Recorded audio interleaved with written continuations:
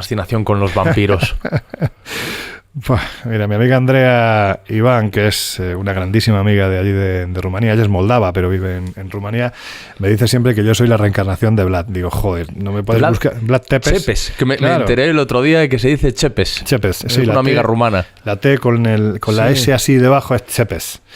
Bueno, pues Vlad Chepes es Vlad Estaca o Vlad el Empalador. O sea, es uno de los personajes más importantes de la historia de Rumanía. Allí es muy, muy querido, pero que supuestamente a lo largo de su trayectoria como gobernante, que no fueron muchos años, empaló a más de 100.000 turcos. Ay, allí es muy querido. Muy querido, claro. Hombre, era el que defendía el avance de... O sea, defendía la frontera del avance de o sea, están orgullosos de lo muy que hizo orgullosos. Vlad Chepes. No están tan orgullosos de que de repente se le asocie siempre con la figura de Drácula. Es decir, Bram Stoker, el autor de la novela, lo que hace es coger a un personaje sanguinario, en aquel tiempo, estamos hablando del siglo XV, a ver qué gobernante europeo era un alma cándida. Es un ser de luz. No, sí. Eran todos una panda de animales, ¿no? Y se defendía como se defendía la cuestión, a base de espadas y mucha fe, porque siempre ibas auspiciado por el religioso de turno, fuera de una religión o fuera de otra, ¿no?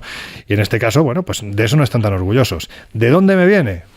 Pues yo se lo decía a mi amiga Andrea, digo, Andrea, ya me podías buscar un personaje un poco más amable, porque claro, este tío se dedicaba a empalar a la gente con estacas de 4 metros y además lo hacía de una forma, o sea, habían conseguido una técnica tan afinada que lograban no romper ningún órgano vital para que el empalado estuviese durante 4 o 5 horas sufriendo la agonía. Imagínate un bosque de empalados, hay un sultán Mehmed II, con el que convivió también Vlad Chepes, vamos a decirlo bien, cuando era pequeñín, que cuentan que en el momento en el que él viene desde la Constantinopla, atraviesa la frontera de lo que hoy sería Rumanía, se sitúa en lo alto de los montes Fagarash, que es un sitio maravilloso, y ya ve la garganta de los Cárpatos, donde se encuentra el castillo de Poenari, que es el castillo del Drácula auténtico, vamos a decirlo así. Dicen que ese hombre, que estaba acostumbrado a la batalla, a ver todo tipo de barbaridades en la batalla, dicen que se puso a vomitar y cogió a sus soldados y dijo, demos la vuelta, que aquí no hay nada que hacer, porque se encontró a 30.000, un bosque de 30.000 empalados. Pero es que esos empalados ni tan siquiera eran musulmanes, eran también cristianos, ortodoxos, enemigos de Vlad Chepes, que habían intentado quitarle el voivodato. Él era voivoda de Transilvania, príncipe de Transilvania y de Valaquia, y habían intentado quitarle el voivodato y dijo, pues a estos también los empalamos. Con lo cual imagínate de qué tipo de gente estamos hablando. Y a mí la fascinación me viene desde chiquitito.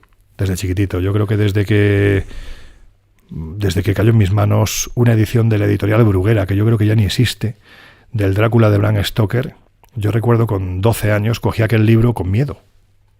Recuerdo que en la portada salía Bela Lugosi, el que hizo el primer vampiro, ¿no? Quitando Nosferatu. Bueno, pues y de quien dicen que perdió la cabeza un poco, ¿no? Bueno, fue enterrado, de hecho, vestido de Drácula. O sea, que decían que sí, que se le fue bastante la olla. Y de Johnny Weissmuller también, sí, ¿no? Que iba gritando por la calle. Bueno, sí, pues gente que se metió tanto en el papel que al final el papel les acabó poseyendo, ¿no? Wow, eso es curioso. Y en este caso, pues con Bela Lugosi, recuerdo aquella portada con Bela Lugosi en esta posición, intentando morder el cuello de la actriz, que no recuerdo cómo se llamaba. Y recuerdo abrir aquellas páginas con miedo. Era Drácula. Aquel libro era Drácula. Es decir, había oscuridad, había criaturas de la noche y por encima de todo estaba el rey de los vampiros. Y a una mente de 12 años te puedes imaginar que era pasar las páginas con contención, con miedo, a ver qué me por si acaso en la siguiente página el nivel iba a subir. Es que no te voy a decir cuántas veces me la he leído. Hay pasajes que me los sé de memoria.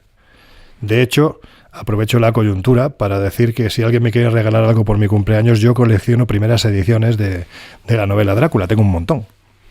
Tengo la primera que se edita en España en el año 1936, que costaba 1 peseta. Es decir, me fascinó. Y claro, a partir de ahí, pues quise saber un poco más.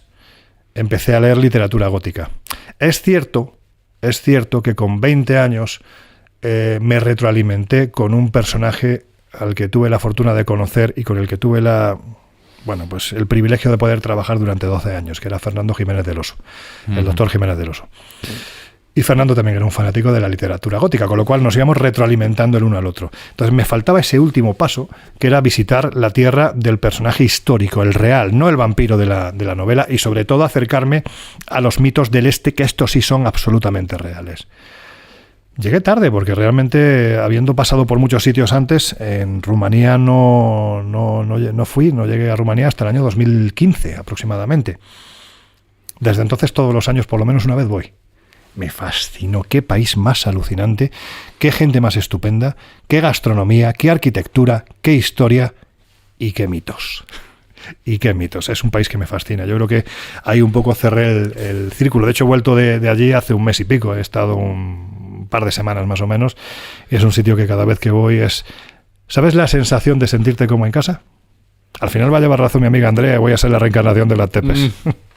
El otro día me dijeron cuál era el plato típico en Rumanía. En Rumanía tienes uno que a mí me encanta, que es como una especie de hogaza de pan alargada, hueca, donde echan lo que sería parecido a unas alubias o un cocido, que se llama ciorba di fasole. Si no lo has probado... Sí. Si no las Ciorba di fasole suena italiano, sí, ciorba di fasole. Bueno, es que date cuenta, es latín, sí. O sea, es decir, el rumano es una isla rodeada de eslavos, entonces es una isla latina, ¿no? Y claro, las palabras, tú allí cuando estás sin conocer el idioma, estás escuchando cómo hablan, dices, jolines, es que casi hasta me estoy enterando, ¿no? De por dónde van. Ciorba es sopa. Sí. O sea, es ciorba di fasole, sopa de alubias, una cosa así. Si no lo has probado, te lo recomiendo. No, suena ligero. Luego sabes que suena una buena cena. A ver, lo bueno es que sabes que durante 3 días ya no te vas a gastar un duro ni en comer ni en cenar. Eso es lo bueno. Pero mira, importante que lo comas solo. Sí, para no molestar a nadie. Sí, luego viene la galerna y es complicado. Pero ¿cuál es el vínculo entre Vlad Tepes y Drácula? Porque Drácula no empala a nadie. A ver, es que realmente Drácula... El Drácula de la novela no tiene nada que ver con el Drácula real. Nada que ver. Claro. De hecho, durante un tiempo, Bram Stoker, le llamaban el bondadoso Barbarroja, a este irlandés gigantón que escribe la novela, dicen que él realmente, cuando decide construir este libro, la primera historia en la que se fija no es en la de Vlad Tepes. Es la de Elisabeth Báthory, la condesa sangrienta. Uh-huh. Esta noble húngara que se dedicaba a bañarse en la sangre de sus doncellas. Más de 600 doncellas fueron sacrificadas porque su sirviente Torco, que procedía también de los países de aún más al este, le había dicho que para preservar su belleza tenía que hacer esto, ¿no? Bañarse en la sangre. Entonces, claro, aquí tenías elementos fundamentales de la novela de Drácula. Por un lado, el poder de la sangre. Por otro lado, alguien que no quiere envejecer, la eternidad. Claro. Pero algo fallaba. Estamos en una sociedad tremendamente misógina, que era una mujer. Y la protagonista de un libro a finales del siglo XIX no podía ser una mujer, salvo el valiente de William Sheridan Le Fanu, que es el que escribe el primer libro de vampiros, cuya protagonista es Carmilla. Pero esto es un rara avis, es decir, esto no era lo habitual. Entonces, por eso decide mirar hacia otro lado y dice, a ver, en estos países del este tan supersticiosos, que están todo el día cubiertos de nubes, casi parece que el mismísimo Dios tapa el cielo para no ver las barbaridades que se están cometiendo en su nombre, ¿de quién podemos tirar? Y él se da cuenta de que hay un noble llamado Vlad Drácula. Drácula realmente no es un apellido. Drácula es como, digamos que era la condecoración que el emperador Segismundo, en el año 1414 creo que fue, en Nuremberg, le concede al padre de Vlad Tepes, le concede por haber estado batallando contra el turco en las fronteras del este y evitando que se extienda el Islam hacia esta zona de Europa. Y lo que hace Segismundo, junto a otros caballeros de la Orden del Dragón, es concederle esta condecoración que era muy importante. Entonces, Drácula realmente es el que porta la Orden del Dragón. Esa es la definición. Realmente, el personaje que acaba siendo protagonista de la novela es Vladislaus Dragulia, que significa Vlad, el hijo del que portaba la Orden del Dragón. Dragulia.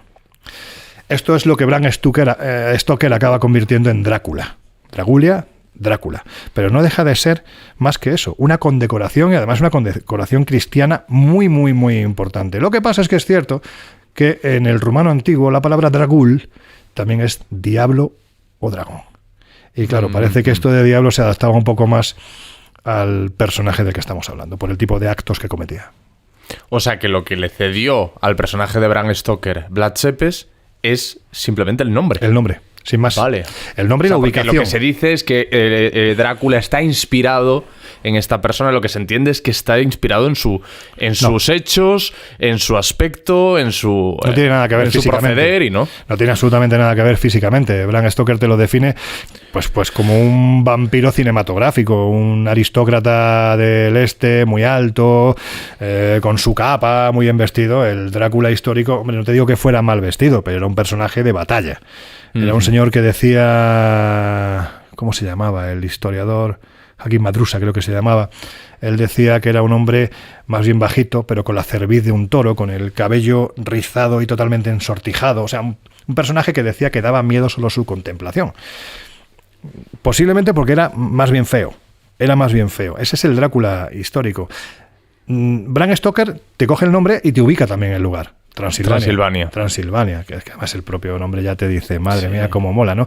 Y sin embargo lo que significa Transilvania viene de Transalpinorum, que es la tierra de más allá del bosque.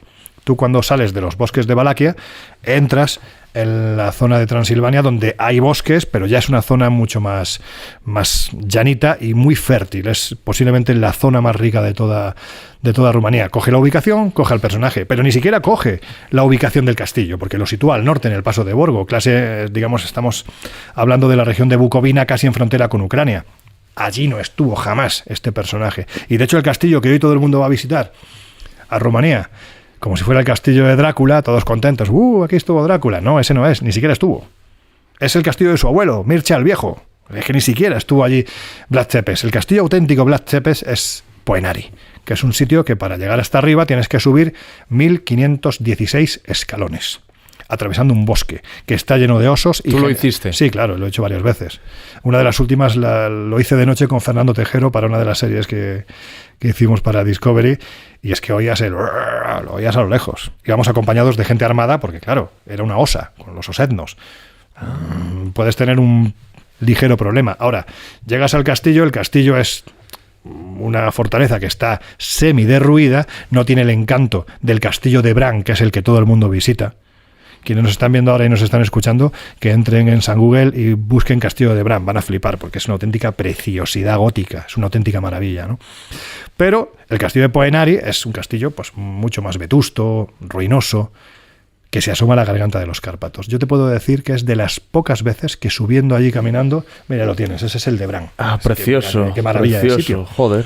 Claro, perfectamente Drácula se podría haber paseado por sus almenas, ¿no? Pero no. Sí, fíjate, así en las fotos más nocturnas, ¿no? Claro. No, con más oscuridad, desde luego sí que parece un castillo digno del personaje de Bram Stoker. Claro. Míralo aquí con la luna la llena. luna. Sí. Una luna un poco ampliada, pero... Sí, bueno, sí, un poco, es verdad, un poquito falsa, pero sí. Sí, pero bueno, que el Drácula de la novela perfectamente se podría haber paseado por ahí, pero no. Donde estuvo fue en el castillo de Poenari. Y yo recuerdo además, es que fue uno de esos momentos de introspección que ahí sí te digo que se me humedecieron los ojos, porque atravesando el bosque, vas subiendo los escalones, llegas hasta arriba del todo. Yo iba escuchando siempre en estos lugares, y voy solo, voy escuchando mi música, porque la música además te hace ver las cosas de una forma completamente diferente. Y ese día iba escuchando... Perdón, sí. Te iba a preguntar qué música. La banda sonora de Drácula de Francis Ford Coppola, hecha por Wojciech Killer, que es una maravilla de música, una maravilla. Y la iba escuchando, iba mirando cómo el viento mecía el bosque, llegas a lo alto, te colocas en la pasarela, a través de la cual ya ves la garganta de los Cárpatos. A partir de ahí sube la Transfagarasan, que es una de las carreteras más, es una de las más verticales de Europa y también más malditas, porque ahí ha muerto gente que ni te cuento, ¿no? Los que la construyeron. Y ves el río Argués, que va por debajo, el río de la princesa, significa... a mí se me saltaban las lágrimas, Alex, porque es que la historia del comienzo de la novela, que es cuando Drácula llega a su castillo y Elisabetta ha muerto porque el turco le ha engañado diciendo que han lanzado una flecha con un mensaje diciendo que su marido ha muerto en el frente, y ella se arroja al vacío, se arroja a ese río. Entonces, con esa música, escuchando esa melodía y contemplando el lugar, como diría Enrique Iglesias, aquello fue más que una experiencia religiosa. Sí, fue una barbaridad. Es de esos momentos que guardo en mi cabeza, y cada vez que lo recuerdo me vienen los olores, me viene el lugar, me viene el entorno, la ambientación, la música. Una pasada. En unas navidades hice un especial cuando yo estaba en Onda